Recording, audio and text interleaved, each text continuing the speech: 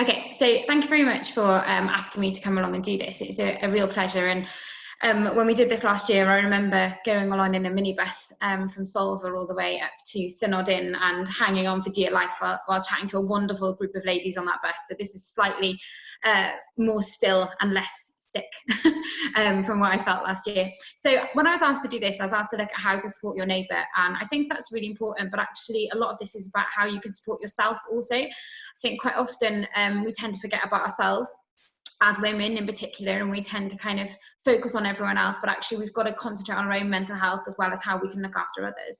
So to go back into the kind of very beginning, why is it important to talk about it, and why is it important to look after our mental health?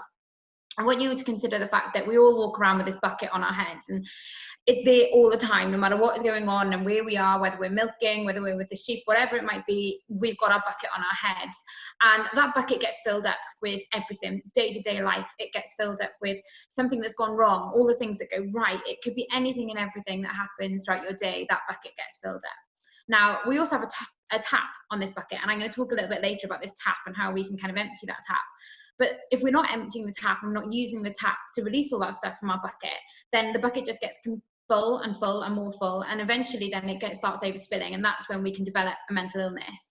And if we're not talking about these things and we're not taking actions to empty our bucket and sort these things out, then we will develop a mental illness. And the fact of the matter is that it's really common, and it is something that we could come across. So why is it such a problem sector in particular? So our sector, it carries the highest rate of suicide above any other occupation. So we're right up there with dentists and vets with the highest suicide rate. It's a very isolated occupation. We're very traditional as well. And there's a lot of resistance towards seeking help. There are a huge amount of things that are happening. And you know, Rihanna just listed several, different opportunities that Farming Connect offer. But unfortunately, it is a good majority of farmers and people within our farming community who just will not access that support. There's a lack of insight into what's available. And that constant change and uncertainty, you don't need me to tell you about the red tape that is moving and the pressure and stress that is constantly being put on us as a sector. We're very self-reliant. I think that's a nice way of saying we're quite stubborn, and that's okay, because I'm really stubborn, and that's a positive thing in some respects. It's when that stubbornness stops you from accessing help is the problem. It's also a very specialist job, very high pressure specials, and it's a lifestyle. It's 24 hours a day, 7 days a week. And unfortunately, mental health is such a problem, and suicide in particular, is because we have the means available in agriculture for people to take their own lives. So a few facts and figures around it. 1 in 4 people will suffer with a mental illness at some point in their life. But I've got a slight kind of issue around this, if I'm completely honest, because although 1 in 4 people will suffer, that one person has got, say, a husband, a wife, they could have children, mother, father, whoever. I think although 1 in 4 may suffer, I think it's true to say that we're all going to be affected by it at some point. And that's something that, if I'm completely honest, before my husband took his own life, I didn't even realise that I was living within this kind of remit of somebody who had mental health issues.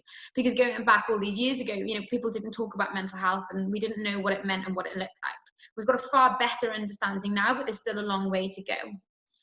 16.7% of the population have had suicidal thoughts. So out of all the people, how many? We've got 33 people in this room at the moment.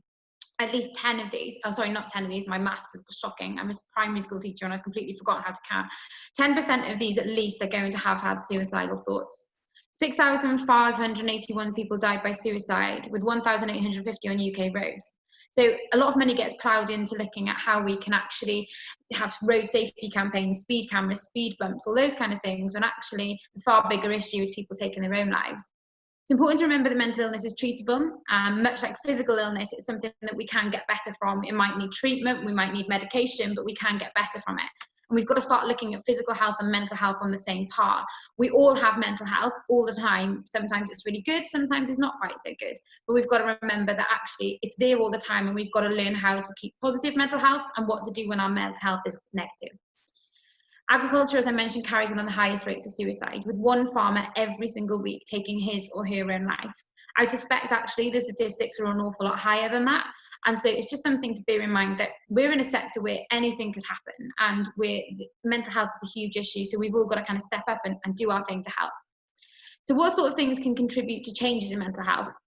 Finances. And now, a lot of people, when they look at this, they think about financial problems. You don't have to have money problems in order to worry about money. You could be earning too much money and worry about the tax man's going to take it. we can worry about money regardless of our circumstances. So financial difficulties or problems can definitely add to those problems, cause changes in mental health. If you're having problems in your relationships, I mean, we all know how difficult it is at the moment, and lots of people are experiencing what we as women have experienced for years, being at home on the farm 24 hours a day, 7 days a week. And I remember growing up with my mum and dad working and living together, and quite often thinking, how on earth have they not killed each other so far?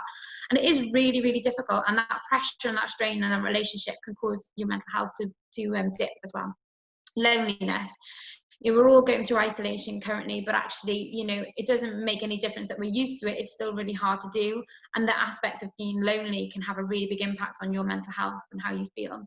And also, if you've got physical health problems, if you're suffering with some kind of poor illness, if you've got perhaps if you've developed cancer and you're having treatment, all of these things can cause changes in your mental health. Also, workload. We have different times of the year where our workload is overpressured. That puts us at risk. And also stressful life events as well. They say on average that an average person has about 4 or 5, 6 top kind of stressful life events a year. It could be things like getting married, having a baby, changing jobs, losing a family member. The farming community, we're looking at something perhaps like 300 maybe, if not more a year. You've got TB tests, you've got a death of an animal, perhaps your milking parlour is not working, machinery is broken down. All of these things that could potentially happen on a daily basis are stressful life events. And you imagine those stressful life events filling up your bucket bit by bit, that's going to cause kind of problems if nothing is done about it. And also the weather. I'm in Pembrokeshire and we've had a lovely kind of couple of days. Yesterday wasn't quite so good. Today is awful. I'm looking at my window and it's tipping down with rain. The impact of that weather has huge issues with your mental health in particular.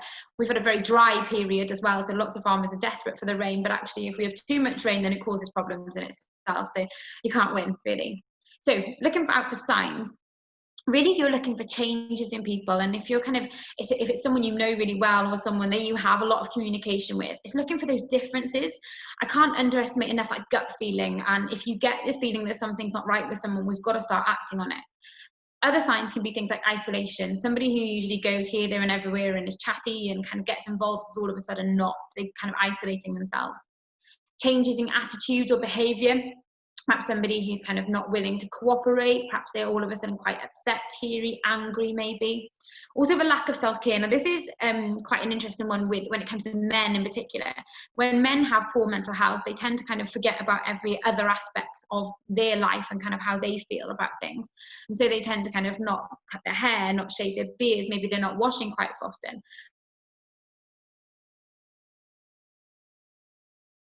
And this was my husband down to a T. If he was going to be able to just get himself up to do anything, and so going for something as simple as a shower or a bath was like really difficult. And I found it really hard as a wife, kind of saying to him, look, you really need to go and shower. You need to go and have a bath. And how are you supposed to say that to somebody as an adult? It's supposed to be something we just do naturally.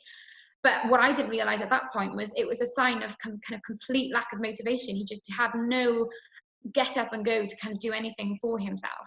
Now, women, on the other hand, we tend to kind of do the opposite. If we're not feeling great about ourselves, we tend to put a mask on. So that might be the time when we're wearing lots of makeup, but we put kind of everything on our face or whatever it might be. But that can be kind of the opposite. But you're looking for changes in people, as I said before. Very negative outlook on life. Nothing's going right. Everything's wrong. The world is against you, that kind of thing. Lack of motivation, and as I mentioned before, that could be kind of in with the lack of self-care as well, but it also could be things like getting up late for milking and kind of not motivated to do that. Perhaps they're dead on kind of fetching the cows 6 o'clock every morning, and all of a sudden they're doing 7:30, 8 o'clock. That sign of like that lack of productivity, that kind of maybe the yard is looking messy, perhaps things aren't being done, jobs aren't being done, gates are being left open, that kind of thing. All of that can be signs. Withdrawal as well, so when you're kind of withdrawing from family occasions or from even just being in the same room as somebody else, that person perhaps prefers to be alone by themselves. And consumption of alcohol or drugs as well. A glass of gin every night is highly recommended, if I'm completely honest, especially if you've got children and you're dealing with animals as well. But actually, when that alcohol starts being consumed because they're not dealing with other things, that's when it becomes a problem. Helplessness and hopelessness, this kind of whole idea of, nobody can help me, I'm way past, I'm kind of beyond this. And this is Dan as well, down to a T. He very much felt like he was alone. in the way that he felt. He felt like that nobody else was really understanding what he was going through. He felt like nobody could deal with him because he was so different.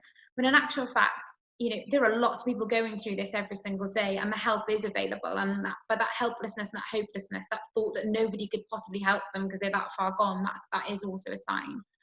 It could be lack of emotion, but also lots of emotion. You know, people tend to think that those that are depressed just cry all the time. And in actual fact, they might have no emotion at all. The emotion might very well be anger. They could be releasing that as kind of anger and shouting and screaming. And that's quite often what happens again with men. Men can't deal with these emotions that are going on in their heads. They don't know how to verbalize what's happening. So instead of verbalizing it, it tends to be shouting, angry, slamming doors, you know, going out of the house and not being seen for hours. All of those can be signs and symptoms of somebody who's got poor mental health. So what are my top tips for supporting somebody, for helping your neighbour or helping somebody within your family? First thing I suggest is we've got to start talking about suicide. As a sector that has got a really, really high suicide rate, we've got to start doing something about this. And unless we start having conversations around suicide, it's going to continue to be a problem. Suicide seems to be this massive taboo subject. People don't want to talk about it. People don't want to kind of have conversations around it. The main reason people don't want to talk about it is because they're worried if they do, they're going to make someone want to kill themselves. And that's not the fact at all. You know, we've got to a point really over the last few years where we're getting more comfortable about talking about mental health. If you go back 10 years ago, 15 years ago, we didn't talk about cancer. People called it like the big C. And if somebody was having treatment, we just didn't discuss it at all. Now we openly talk about cancer. We have people on the telly checking their boobs and balls and all sorts of things because it's important. And that's what we've got to get to with, we're getting there with mental health. We now need to get there with suicide. So I'm a great advocate of talking about suicide. And I think if you've got any concerns that somebody could potentially harm themselves or kill themselves, you've just got to talk about it with them. The best thing that you can do is ask somebody if they're feeling suicidal or if they've had suicidal thoughts.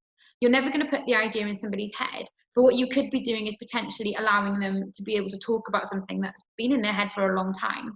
There is absolutely no shame in opening up that conversation and asking somebody. And if somebody turns around to you and says, oh God, no, of course, I'm not suicidal, then all you've got to say is, okay, I'm just glad I asked. Trust me, it is far better to ask this question than to not ask and the horrible kind of other side of that happen. The guilt that you have to kind of deal with and the kind of what ifs you have to deal with after somebody has killed themselves it's just unbearable. So for my kind of first top tip is, if you're concerned about somebody and you think they might be suicidal or you think there is a risk that they could harm themselves, ask them straight out, are you thinking about killing yourself? Now, the answer to that could very well be yes. And in that case, you don't want to panic. You don't want to kind of be like, what am I going to do now? You want to start asking them questions about that. Remain as calm as you possibly can. Ask them questions like, well, how long have you been thinking about this? Have you planned how you're going to do it? When are you going to do it? Ask them all these questions. The more information that you can get out of them, the better. And all you've got to remember is every time you're asking them a question or talking to them about this suicide is in their bucket. And the more you're talking to them about it, it's coming out of their bucket and it's kind of lowering that pressure that's on their head. So keep asking them questions about suicide. Keep asking them questions in general. One of the best things you can do is just keep talking and keep asking questions. Now, I think that sometimes we think we're really good at asking questions and having a chat in general, but actually what we tend to do is try to fix people. And I think this was my biggest problem. So if Dan was kind of having a really bad day, or I knew he was kind of going through a rough period, he'd come home and I'd be like, oh, right, I'm going to make you a cup of tea and I'm going to sort all these things out that need to be sorted, like taxes or insurances or anything that needs to be dealt with. I thought if I deal with it, then actually what I'd be able to do is just kind of fix him. And I thought that that's kind of like the way that I should have dealt with his mental health. It's not the case at all. I didn't spend a lot of time listening to him. I spent too much time trying to fix him. So how can we listen? What skills can we do in order to listen better? Oh, here we go. Right, so when we're talking to somebody and we're asking them about their mental health, all you've got to remember is that they've got this bucket on their head. The more questions you ask them, the more they talk to you, the more this is going to come out of their bucket. Remember a couple of things. This isn't about you, okay? So if you find yourself saying, oh, I've been through that, or this happened to me, or happened to Mrs. Jones down the road, and Mrs. Jones is fine now, it doesn't make any difference, okay? If that person has got severe mental health issues and you're talking about yourself, or you're talking about, somebody else who who's been through the same thing, you're not listening to them. you're too busy concentrating on yourself and those other people rather than actually listening to what they're talking about. So make sure that when you're talking to someone, you have a really good position. I know it sounds ridiculous, but actually, if you're facing head on with somebody, now I can't look into this camera because it's like looking into a dead hole. So I look over here and I can see some people down here. It's really kind of difficult when you're talking face on. It kind of gets a bit touchy. You kind of start looking, gets a bit uncomfortable. So kind of position yourself where you're almost sat side by side. One of the best places to have these conversations, sat in the buddy seat of a tractor. Not only are they kind of trapped in the tractor, but then also you've kind of got that position there where you don't have to look at each other, because sometimes when you're talking about things that are sensitive or that are emotional, it's hard to look at somebody, and so it's better to kind of have something else to concentrate on. So kind of make sure you're not looking directly at each other, but you're kind of side by side. Having nods and signs of agreement when they're talking, the more you're nodding and kind of agreeing and this kind of thing, you're telling them that I'm listening to you, kind of keep going. It gives them a bit of a bolster to keep them going. Silence as well is really important. As you've probably gathered, silence isn't my strong point. I can't shut up. I tend to talk way too much. But silence is hugely important in the sense that sometimes when you've got a mental health problem, there's so much that is going on in your head. It's really difficult to actually process things. But if you allow that person silence, it gives them the opportunity to think about things, and then they'll eventually talk after when they've kind of got everything straight in their head. Try and use their words rather than kind of turning around to them saying, oh, you look like you're really worried. See what they say. If they say, no, I'm really stressed out. Okay, you said you're really stressed out. Tell me a bit more about that. Ask them questions about the things they're saying. Just keep asking questions all the time. Active listening. Keep those ears open. Listen for those small things. They might say something like, oh, we've got a TB test next week. And then, oh, do you know, my husband, he's stressed out about this. And ask them questions about those little things. Okay, you said your husband's stressed out. What's he stressed out about? Ask them about the little things. Just keep getting them to empty that bucket through lots and lots of questions. Have an open posture. There's nothing worse than talking to someone and they're going like this or they're looking like this a bit. I've been doing lots of different kind of Zoom meetings and things like that, and you can see people in the Zoom meeting like this, and it just looks like, oh, I'm bored. I don't really want to listen to you. Try and maintain an open posture. Make it look like you're there. You're kind of there for them, and you want to listen to them. Also, validating their feelings is hugely important. The way that I kind of put this is like this situation. Imagine you come home and you've had a long day, you've been shopping, and that's bloody stressful enough as it is at the moment. You come home and you try and say to the person in your house, you know what, I've had a really rubbish day. And the other person you live with is just like, yeah, well, you want to know about, you say your day's rubbish. What about my day? My day's been even worse. And they basically try to like over crap your crap day basically, and it just makes you feel like, well, actually I wanted to talk about my rubbish day, and they've kind of made you feel like you're not validated enough for kind of feeling like that, and they haven't validated the way you feel. One of the best things that you can do is if someone is telling you they've had a rubbish day, or someone's telling you how crap they feel, or they're angry or sad or whatever it is, just say, do you know what, and you're all right to feel like that, that's okay, tell me more about it. Tell me why you're feeling like that. And you've got every right to feel like that. Because if someone tells you that you've got every right to feel like that, kind of makes you feel a little bit better. You're like, yeah, okay, I'm not overreacting and I do feel a bit better about this. So validate someone's feelings. One of the worst things you can do when you're talking to someone is have this thing in front of you. You're too busy concentrating on what's going on there and not really concentrating on what they're saying. Basically, it just comes down to this. Listen. Try not to fix. Don't talk about yourself. Don't talk about what anyone else has been through. Just listen. Let them empty that bucket through talking and talking and talking. And that is one of the most effective ways that you can support somebody and help somebody. What's really important as well is if you come across somebody who is actively trying to take their own life, or you're not with them and you think they're a really high risk, call 999 straight away. There is absolutely nothing wrong with ringing 999, and the police will do a welfare check straight away. It's really important. Don't ever get involved physically as well. You quite often see these pictures of people who are jumping off bridges and somebody tries to grab hold of them. You could end up putting yourself at danger, so it's really not worth that, okay? The next thing is about accessing help. Now, it's really, really important that we realise that as a community, we've got a huge kind of part to play with supporting people and making sure people are talking about mental health and getting the help they need. But actually, we're not professionals and we can't fix people. But what we can do is get them to go to a professional and get the help they need from a professional. Now, there's certain ways that you can do that. You can, for example, just bring it up in conversation as when you've listened to them, you've helped them empty their bucket. You might very well turn around and say, okay, I think you might need a bit of help, you know, and there are lots of things out there that can help you. You want to, in first instance, encourage that person to see their GP. Now, I appreciate at this point in time, it's really difficult to do that, actually, and it's really difficult to try and kind of have that conversation with your doctor. But I think it's really important to encourage them, even if they don't do it. Use resources within the community. Now, I'm going to tell you a little bit in a second about what we can do to support people with poor mental health, but actually there's lots of other organisations. If people are struggling financially, they can contact the RABI. If they're struggling just generally and you know, perhaps they've got paperwork issues, maybe they're worried about TB, whatever that might be, they can get in touch with FCN, and there's also Treatable who operate in certain areas of Wales as well. Locate what's happening in your area and in your community and encourage people to use it.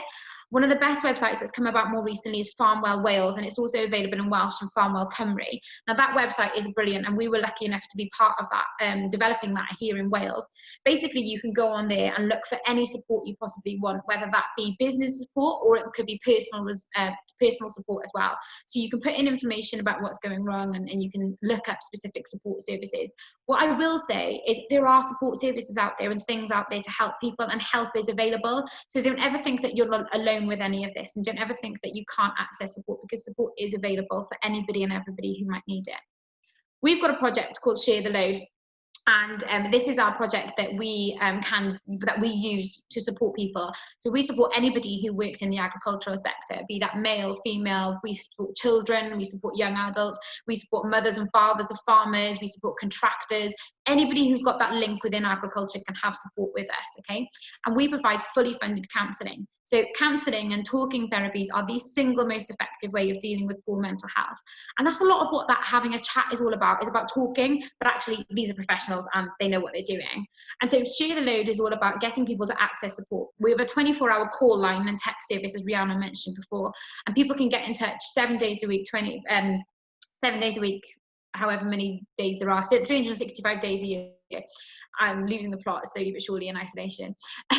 Basically, what we'll be able to do by that point is when people get in touch for help, within 24 hours, they will then be contacted by a counsellor. They'll be linked up with a counsellor and contacted, and they'll be able to have an appointment at a time, a day, and a place that suits them. They can have appointments at home on the farm. Currently, that's a little bit tricky because of isolation rules and social distancing, but we're managing and we're working around that. We fund at least 6 sessions, but it's all dependent on the person that wants the support. If they need 12 sessions, they'll get 12. There's no kind of rhyme or reason, and we fully fund every aspect of it. We've got Welsh-speaking counsellors, English-speaking counsellors, and we've got counsellors who are based all over Wales in every single corner. So wherever you are, the support is there available. Now, please don't think that counsellors are just there for people who've got severe mental health problems. Counsellors are really good for people who just aren't feeling themselves. They're a really good place to start if you can feel that you're just not quite feeling yourself at the moment. Perhaps you're worried about something or concerned about some aspect of your life. Counsellors are really, really good for helping with that. So don't ever think you have to get to crisis point in order to access support. It is okay to access support early, and if anything, it is better. The earlier you can get help, the better it is.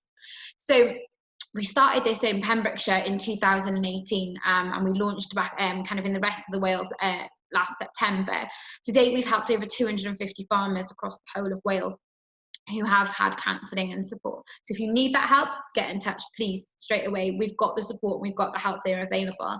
This is the posters. We've also got bail stickers that are out and about at the moment, and we kind of are volunteers are getting those out and about at the moment. And so if you ever need any help, or you think somebody might need some help, please send them in our direction. Okay, one of the better and most obvious things you can do in the first instance is you can encourage somebody with self-care. Self-care is something that I think we tend to forget a lot of the time. We're working so hard, we're looking after our children, we're looking after our farms and our animals and our husbands and whoever else. We've actually kind of forget to look after ourselves. And it's really important that not only when you're speaking to somebody who's got poor mental health, that you encourage them to look after themselves, but also you've got to look after your own mental health too. And self-care is something that is hugely important that we tend to forget. So as I mentioned before, we have this bucket, and you've heard me talk very, very quickly about how we can empty that bucket through talking, and we can support people through the more you talk, the more that bucket gets empty because you're getting it all off your chest.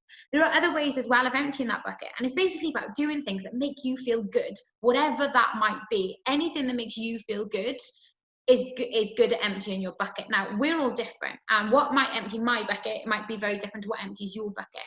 But you want to try and encourage somebody to do something that makes them feel good, whether that be reading a book, coming in and sitting down and having lunch, which might sound simple, but actually how many people come in, sit down and have lunch all together? It might be just picking up kind of the phone and ringing up a mate and having a chat to a friend for half an hour, whatever it might be. I wanted to share some of the things that empty my bucket. Noticed a really large glass of beer, more of a cider drinker myself actually, but these are the things that empty my bucket. I've got chickens, we've got chickens here on the farm, and I absolutely love just going in with the chickens and just being with them. I find them really therapeutic being around animals. I also have pigs, you can see in the bottom right hand corner. This is my pig Barry. He's blind, bless him, so he loves being cuddled and everything else. He's fantastic. Recently started running. Now, I'm not a runner. I'm not built like a runner in any way, shape or form. And I spent many years saying that the only time I'd run is if I was being chased by a bull. But actually, I've taken it up, and I quite like going up and down the cow track here and just kind of not having to have somebody going, mum, mum, mum, mum at me, or Emma, do this, or Emma, do that. The ability to have that free time and kind of release those endorphins has been fantastic. And I'm not very good at it, and I'm not fast, and I'm certainly not going to be beating Mo Farah anytime soon. But actually, it's something for me, and that's what I really enjoy. I like sitting down and having a natter with my friends, and I love nothing better than meeting up with people and having a nice swift cider. Obviously not at the moment, but all of these things that make me feel good, and that's what's really important, is you've got to find something that makes you feel good, whatever that might be.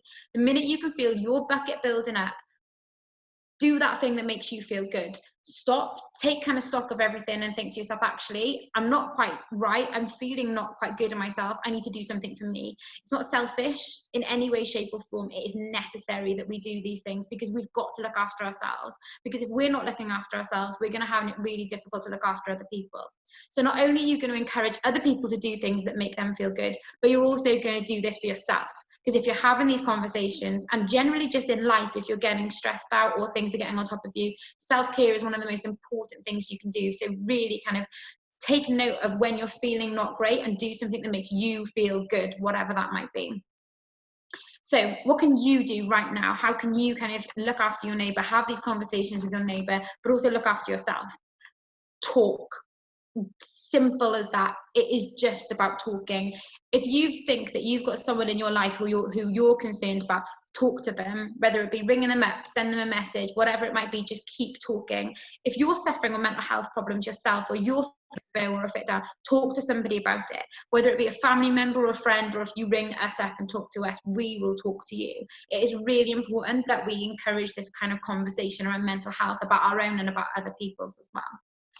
What you can do as well from this point is we're offering some training. So actually we are we've developed mental health awareness training, which we've delivered to over 1,000 people across Wales over the last 18 months. Now, obviously with everything going on, we can't go out and do that face to face, but we've actually developed an online version of this. So what we can do is, if you're part of a business or part of a group of people who want to get together and have this training, then we can come and do that. But we've also had some funding from Welsh Government to be able to deliver this training. So I'm hoping within the next couple of weeks to announce some dates where we'll be able to do that training online.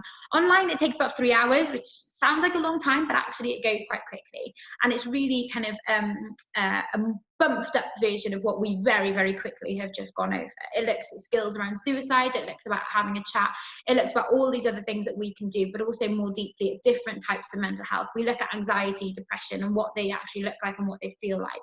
So if anybody's got any interest in that, please get in touch, and I'd love to help out by seeing how we can deliver that with you. But also, if you're an individual and you're interested in that, look out on our Facebook page for details around when we're going to be doing this training, and hopefully, like I said, we'll get the go ahead, because we've had to change some things with how we're doing it, so hopefully we'll get the go ahead for that in the next couple of weeks.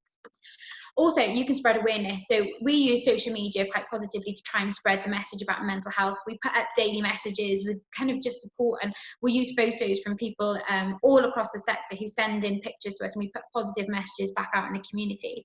Just sharing or liking that photo is just basically putting the message out there even further in our community about mental health. We also go out and do talks. Now, obviously, that's not quite as simple as it is now, but we go out and we do talks, and much like kind of a shorter version of this, well, a condensed version of this, we go out and talk to anybody. But we've also had regional champions, and these are our kind of base of volunteers who will go out and they will speak to anybody and everybody. They'll go to events, they'll go and chat to people, and they're basically your kind of representative in your area. If you're interested in knowing who your representative is in your area, get in touch and I can let you know. Or if you're interested in becoming a representative and spreading the word about DPJ and letting people know in the area what we're able to do and how we can support people, then please let me know as well, and I'll put my details up shortly so you can see that. But basically it is all about kind of talking, about spreading information, about talking about mental health, and if you're concerned about someone, asking them if they're okay, talking to them about it. And most importantly, you know, suicide, again, like I mentioned, is a huge problem. We've got to start this conversation around suicide. So don't be afraid to talk about it. And if you are afraid to talk about it to us. We'll help you. We'll guide you through how you can support someone with all of that. So thank you very much. I appreciate I talk super fast, but I wanted to get everything in within the space, and I've actually finished a few minutes earlier than I should have. So here are my contact details. If you wanted to get in touch, please drop me an email or get in touch on social media or however you kind of, whatever suits you. And we'd love to try and answer any questions that we possibly can about anything that you're going through. Like I said, keep updated on the Facebook page, and hopefully you'll be able to see the dates that we're coming up now for the training and that online training, and anything we can do, please let me know. Thank you very much. Wow, thank you very much, Emma. You really are an inspiration to listen to. And I think the message that listening is more important than talking is quite important. It's probably easier said than done though, so it's something that we all have to practice. There has been quite a few questions coming in, so do you mind if I shoot them over to you? Brilliant. So this one came in quite early, so you have covered a bit of it. But hi Emma, I am looking for training for mental health for my new business. What do you recommend? So I definitely recommend looking at mental health awareness. I mean, yeah, I'm kind of plugging us now, but we do it, but there are also lots of other organisations that do it as well. It's really important to basically get people to understand about how, especially if you're in a business that is out and about in the community, it's how to spot those signs and how to kind of look out for somebody who could potentially, but also what to do when you come across them and how you can talk to them. So definitely recommend getting in touch, finding a training provider. If you want us to come in and help you with that, let me know and we can help you with that. But it's certainly important, and there's no kind of bounds about it. We've worked with lots of different organisations. We've worked with Farming Connect. We've worked with lots of NFU, FUW, because people are realising actually this is a real issue and we've got to do something about it. So definitely kind of look into that and get it done. Yeah, definitely. And I was one of the people who had the mental health training through DPJ, and it was just amazing. It opened your eyes to so many things. It's definitely worth it. The next question is, it's so refreshing to hear someone speak so directly about mental health and what we can do to help. How would you advise us to get over our natural instinct to not to pry if we think someone may be struggling? I think that we're kind of all very British, aren't we? We're very like, oh, we can't kind of get involved, and we don't want to kind of, everyone's private business. But actually, when it comes to the fact that we've got such a high suicide rate, there are so many people that are suffering with mental health problems, actually balls to kind of whatever, is going on, and whether we kind of actually get involved. We've got to get involved in people's private lives. We've got to look after each other. I always take it back to this idea that going back kind of millions of years, we were cavemen and women. We lived in communities all together. We brought up children all together. We're not used to living this isolated life that we live, and we're not used to kind of being so separated. And so mentally, we don't kind of do well with not talking about things and not kind of going over things. And as much as you think you might be prying, if you're asking someone out of care and out of love, there's nothing wrong with it. If you're asking someone because you're nosy, then that's a different situation altogether. But if you're showing care and because you want to make that person feel okay, and if you want to help that person, there is nothing wrong with that. And sometimes we've got to kind of push the Britishness aside and just go for it. Great, thanks, Emma. Another one, hi Emma, how do we get hold of the bail stickers? Oh, these bail stickers are stressing me out. So we had like 250 of them delivered, and I had about 500 messages that of people wanting them. So basically what we've done, because they are hugely expensive to try and ship, we've actually shipped them out to our regional champions, who have all got some each. So the best thing to do is get in touch, find out who your regional champion is, and I can put you in touch with them and they'll get one to you, hopefully. Fab, and they can find out their regional champion on your website? So the website's recently just been launched, and we haven't got the regional champions up yet, but if you want to send me an email or drop a message over Facebook, I'll link up the regional champion with you. Brilliant, thanks Emma.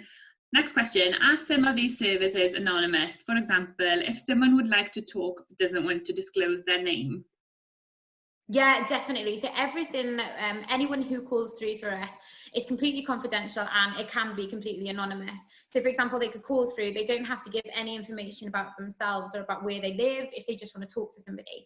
The only information we do take from people who are looking for support is their first name and their contact telephone number and a general area. So we don't hold any information about individuals and about who they are. The only information that would be exchanged would be between the person and their counsellor, and that's obviously nothing to do with us at that point. So we take very little information, because actually sometimes it's really difficult to stand up and admit that you want help, and so the last thing you want to be doing is filling in your national insurance number and all that kind of nonsense. So we do make it completely anonymous and completely confidential. And also we've got volunteers, all of our call line volunteers are based all over Wales, so you could be speaking from somebody from a completely different area. There's no kind of concern about speaking to somebody who you potentially know. Great, thank you. Next question, do you see a common theme on what gets farmers down? For example, the weather, milk prices, succession. It's a really difficult one, because actually there's a lot of issues within our sector. You have got milk prices and you have got things like that. So, it is really difficult to kind of pinpoint something that is causing a particular problem. I think one of the biggest issues we face is isolation. That's something that we hear quite a lot. People are lonely.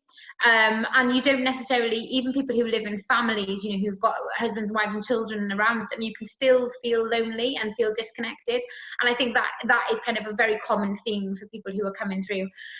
We haven't found COVID-19 as a massive issue, if I'm completely honest. I think that the isolation aspect of it has increased calls to a certain extent for this time of year, because this time of year is usually fairly quiet. But actually, I think that as a sector, we've just had to carry on, really, haven't we, to be this whole situation. I'm anticipating that I think things are going to hit in the winter. I think that the kind of backlog of everything that's happened over the last few months is really going to hit in the winter. So we're anticipating a larger number of calls then. But yeah, I think isolation is definitely one of the biggest factors. And then another question's come in is, how do you reach people who don't do social media? So that's something that it was the basis around our regional champions.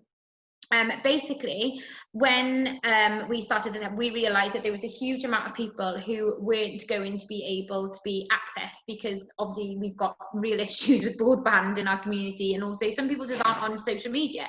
So that's where our regional champions come into place. And before we weren't allowed to go anywhere and do anything, we were very much kind of had our regional champions out and about in the community. So they would go to events, they go to things like markets and go places like that. And so that's the plan when all of this gets lifted, is we're going to be back out there in the community, go into those places that we wouldn't necessarily go to usually, that farmers go to that we can't go to currently.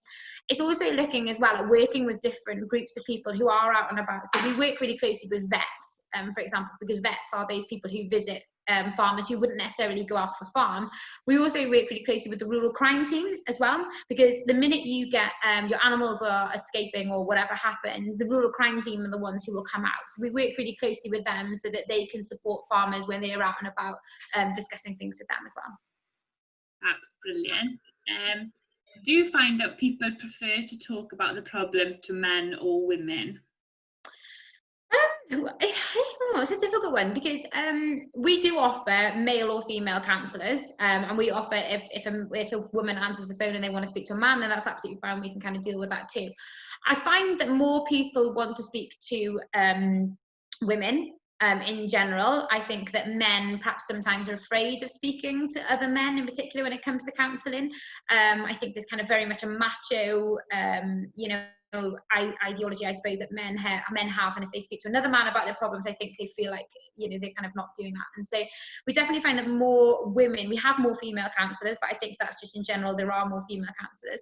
But actually saying that, we've got some amazing male counsellors as well, and who do amazing things with our kind of clients that come through. And so although more people go to women, I wouldn't necessarily say that women are any better than men. I think it's all relative. And it's all very dependent on the individual and what you kind of want. We've had women who've come through who've had issues with men, and some of the kind of reasons they're seeking counselling is because of their issues around men. So they very specifically want women, and it's all dependent on the individual. But it's great that you can offer both to people then. We've had another question come in. You're an inspiration. How much training does it take to become a volunteer for DPJ? So we've got two strands of volunteers. We've got our regional champions, and so basically what we do with them is we give them a bit of a crash course in DPJ and what we're all about. We set them off with kind of lots of different information and lots of different like brand them up, give them leaflets and things, and basically send them on their way. And then it's all about kind of ongoing training. I'm a great believer in communication, and so what we try to do is communicate with our volunteers as much as possible. So when something new is happening, we communicate with them about that and just kind of keep up to date in that way. So with the regional champions, there isn't a huge amount of training to get started, but once you are started, we can offer you things like access to mental health awareness. We recently did assist training.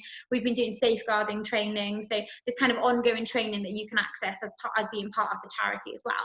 And then with the other Share the Load volunteers, so these are our volunteers who are on the call line. What we've done with them is we've actually given them Samaritan training. So they're all trained as much as any Samaritan volunteer who would be on the call line. Basically, just because they deal with some really tricky conversations sometimes, and they, and you don't know kind of what's going to come through. So we wanted to make sure that they've really got the bones behind them to kind of do those calls. Whereas regional volunteers, our regional champions, they tend to be out and about in the community. It's more of a kind of forward facing. You don't tend to kind of come across to have direct conversation with vulnerable people. It's more about directing people to the help and getting them the support they need. Brilliant. Another question. If you think your partner is struggling with a farm business, especially money worries, and you were worried, what's the first step to help him? So I think the first step is to just talk about it. And I appreciate that it's really difficult when it's your partner. I think that's one thing I found really difficult with Dan, was just knowing how to have that conversation, because ultimately when you love and you care about someone, you just want them to be better and you just want them to be okay. And so having that kind of level-headed conversation can be really difficult. What I would suggest is kind of telling to them, explaining that you're concerned, explaining that you're worried about them, mentally, as well as kind of the business going forward. And then actually look at, right, how can we sort this out? How can we get the help we need? Counselling, as I mentioned, is really effective for dealing with that. It can also be really good for making business decisions as well. A counsellor can help you deal with all this fluff that's going on in your head and kind of straighten it out a bit. You can have counselling together, which can help as well. So you could have counselling as a couple, which could kind of help support him, but also kind of support you together as a business going forward. But definitely strike up that conversation. As I was saying before, it is okay to show concern and care about somebody, and it is certainly okay to say, look, I'm really worried about you, I'm really worried about our business, how can we kind of sort this out? But I think most importantly is just keep up that communication as much as you can. If somebody you have that conversation and it's like, no, don't want to talk about it, don't give up. Try having that conversation again. If your husband, for example, wasn't willing to get support, what we always advise is get support for yourself, because having counselling and having that support can be really good for supporting him going forward if he's not willing to get help in the first instance. But I think, again, it's really important that you just encourage them to access support, keep encouraging them to talk about things. And as I mentioned, there's lots of help out there is available. And sometimes a lot of people don't want to ask for help because they're embarrassed and they're ashamed of what's happening within their business or what's happening within their relationship. But actually there's no embarrassment, there's no shame at all. It is so worth kind of getting that support and that help. But try and kind of have a balanced conversation, and perhaps if that conversation has broken down between the two of you, look at somebody else who he does talk to, who would talk to him, who would be able to have those conversations with him. If you need any help with that kind of aside, please, feel free, whoever asked the question, to get in touch, and we can certainly coach you through that and help you through that situation, because it's a really tricky one. Thank you, Emma. Another question is just wondering about also setting up help for the loved ones left behind after losing a partner/parent to suicide or sudden death. So we support people who have been bereaved by suicide and just bereaved in general.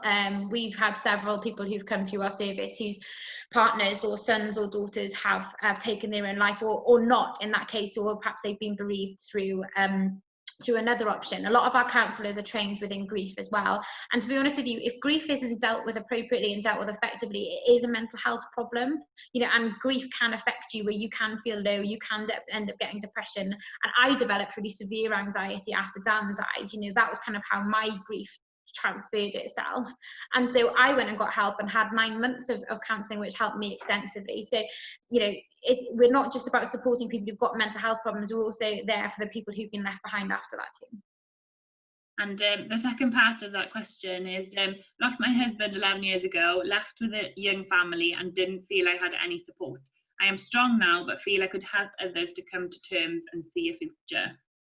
Yeah, and I think there's a lot. I think there's certainly something that can be done around that. I've noticed, and I realised quite quickly actually after Dan died, is that as much as people, they think they're doing the right thing by saying, I know how you feel, and you feel like saying, did your husband kill himself? No, so you don't know how I feel actually. And it's something that, and I was talking to a lady the other day whose husband he killed himself just 10 days ago, and you have a connection with other people who've been through that like nobody else, and it's a crap club to be part of, but you're kind of part of this club where you've got an understanding with each other. And I think there's definitely some work to be done around that, because a lot of women are getting left in these situations, and men, and they just don't know who else to turn to, and people with all the best will in the world try to help them and try to make them feel better, but actually just being able to talk to someone who's been in your position and who knows what you're going through is hugely effective. And so I definitely think there's some work to be done around that, and it's something I'd be really interested in looking in. Great, thanks, Emma. Sorry, there's a few more questions left then. As this does affect young male farmers, are you planning on working with the Young Farmers Club movement to promote and get this message to help young men in need? Yeah, so we work really closely with young farmers. We've actually trained a lot of their staff up in the head office in Wales YFC. We've worked individually with some young farmers clubs as well, and we've been out and done talks with them. We've done fundraising events and kind of everything else in between. Last year at the Royal Welsh, we had a counsellor actually in the Young People's Village as well, who was on site the entire time through the day. I wouldn't have kept her there in the night in the Young People's Village. I think that would have been a step too far. I was horrified, and I only spent half an hour there. And but it's certainly something that we're looking at doing. We've just taken on a new charity manager actually as well, because I've been kind of bumbling my way through this for the last 4 years and don't really have a clue what I'm doing. I'm just making it up as I go along. And so I'm going back to be a teacher, part-time teacher, and full-time teacher in September. And so our new charity manager is one of the things she's going to be looking at is how we can link up better with Wales YFC, and we're looking at actually putting regional champions within each club, in each individual club. So the idea is eventually to have 2 champions within each club who we can train up, who are basically like mini DPJ members throughout the whole country really, and to kind of look at really what we want to look at is the preventative measures and the preventative side of it. So starting really young in young farmers and putting those skills and those tools in place so that when they get older, they've got those things to be able to help and deal with things effectively, rather than it getting too late and they hit their kind of mid-20s, early 30s, and they can't understand and don't know what to do. Great, yeah, that's a really good idea. Is the DPJ Foundation able to cover the whole of Wales with support? Yep, so we cover the whole of Wales. We started off in Pembrokeshire, and if I'm completely honest, when I started this, I didn't think we'd ever go any further than the village I live in, to be perfectly honest.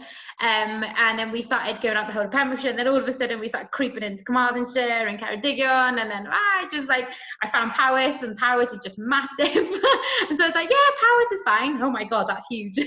But so we started kind of going out further and further, and then we were really lucky. we were supported by Welsh Government last year with a grant, which enabled us to go and cover the whole of North Wales as well. We've been so unbelievably well supported by the community, and we're really lucky to have so many different fundraisers and events that have happened, which mean that we've got enough money behind us to make sure that anybody who wants support within Wales is there immediately, and we don't kind of have to worry about that. And that's for the foreseeable future, most definitely. But we cover every corner of Wales. We have counsellors everywhere, and if we don't have one close enough to you, we will find one wherever you may be. Brilliant. It's amazing how much DPJ has grown in a short space of time, really. Very, isn't it? What tactics do you propose for farming women struggling with isolation, farming, husbands, work and children homeschool when they aren't being able to have self-care? Yeah, I think my first thing is do self-care. There will always be time, and I tried to get a video up onto this presentation, but I couldn't do it. And I quite like doing yoga. I don't get much time to do it, but when I do it, I really enjoy it. And this video is of me and my tiny child literally crawling over my head while I do it. And it was like, this isn't ideal, but you know what, I'm doing it anyway. And kind of get them involved in your self-care. If your self-care is going out and having a walk, I take the kids out with me, but I give them like things to do on the walk. I kind of give them activities to do, or I give them like a pair of binoculars, whatever, or even a toilet roll tube and tell them it's like a telescope. And I'm like, look, you've got to look out for things. And it's just kind of like getting other people involved with it. But also you have to do self-care. Even if it's 11 o'clock at night when everyone else has gone to bed, do your thing. Have your bath, read your book, go for a run, take a head torch or something. But do it, whatever it might be. What I would also say is, get yourself in communication with another kind of group, with a group of people that understand you, whether that, you know, people, farmers' wives who are in a similar situation, whether that be a Facebook group, whether it be a group as part of, I know that I've done talks with Farm and Connect with Women group in particular. I did a wonderful one up in North Wales last year. Get involved with these different groups and discussion groups, but be open and honest with those people and allow yourself to have those conversations. Don't ever feel like you're going through this alone, because trust me, as much as you think that you're the only one maybe that has all that pressure, I bet maybe all the women on this are going through exactly the same thing as well, and are looking at ways that they can do that. Find that time and do that thing that suits you. And if it's a case of turning around and saying to your husband, here's the kids, I'm off, you've got to do it. Because people have got to realise that we cannot live our lives the way that we do without taking care of ourselves, because ultimately your bucket is just building up and up and up, and it will overflow, and that's the last thing you want. So find out what your thing is, decide what it is you want to do, and just go for it and do it, and work your way around it. And if you can't work your way around it, call us up. We will help you. We'll put you in touch with a counsellor, and the counsellor will be able to support you on how you can do that and how you can work that out. Thank you, Emma. Another question is, my son seems to be showing many of the signs that you have mentioned, but when I try to talk to him, he just says everything's fine, but we know he is not. How can we overcome this problem? So I would say just keep persevering. You know, it might be a time to kind of, you know, sitting down, and the minute he says he's fine, just say, look, you know, I've noticed this, and this, and I don't think everything's fine, you know. And say, I sat on this webinar with this girl from Pembrokeshire who didn't shut up. She talked about all these different things, and it sounds like what you're going through. Do you think it could be this? Do you think perhaps you are feeling a bit low? Maybe you are starting to have mental health problems. Don't be afraid to have an open and honest conversation with your son about this. It is so important that we kind of get to the point where we do talk about this openly and honestly, and it might take 7, 8, 9 conversations. It might take asking every single day, but keep asking, because one day he might turn around and be like, do you know what, actually I do feel really crap. But don't give up. But also it's kind of finding that fine line between not giving up and pushing too much. Allow him to kind of have that breathing space, give him some thinking time, say some things to him that might kind of turn the clogs a little bit, and then try again, and then try again, and keep trying until, you know, hopefully he'll be able to see what you're seeing, and hopefully he'll kind of come around to getting help. But just don't give up. Thank you, Emma. And your contact details are on the presentation slide, so if you do want any more support, please contact Emma on those contact details. So the last question, Emma, is you're doing great work. Just a thought, but you mentioned the vets who are on farm. Perhaps you need to work with feed and fertilizer/spray reps who also build up a good relationship with their customers. Yeah, and that's something we've done already. So we've worked really closely with, we've trained up Wednesday feed reps. We've worked with loads of different organisations. We've also worked with accountants and solicitors, and I can't even remember half of them, to be honest. We've been all over Wales doing everything, and vets as well in particular. It's something that when we actually took on our new charity manager, we had another applicant who was amazing, and we've taken her on in a training role. So something, because everything's been so busy for me the last few years, I've not actually ever gone out and said to anybody, you know, we want to do training with you. We've never poached anybody. People have always come to us, which has been great. But actually now's the time we're going to start poaching people, and this is what this training manager is going to do. So she's got a set list of kind of people who we want to go out to, including that are people like mechanics as well, because there's a lot of kind of on-farm mechanics, contractors, all these kind of people who you see turning up on your farm on a daily basis. We want them to be able to kind of spot the signs of somebody who's struggling and be able to have those conversations. I've worked with inspectors as well, those lovely people who come around your farm and give you great news and tell you to do lovely things. I've worked with them as well, because actually getting them to realise that they are sometimes part of the problem, and the stress they put on farmers is immense as well. And so it's important to kind of get everybody involved in that, and that's something we certainly want to do going forward. And if there's any other kind of organisations who you think should be having this, you know, tell them, say to them, you know, you're on my farm, you need to understand what, you know, what's going on and who you're dealing with, and tell them to get some training. Be direct. Definitely spread the word to get the message out there as far and wide as we can. Yeah. So yeah, that's the end of questions for today. Thank you very much, Emma, for answering them all. And yeah, thank you very much for your presentation. It's been a lot of food for thought for many of the people watching.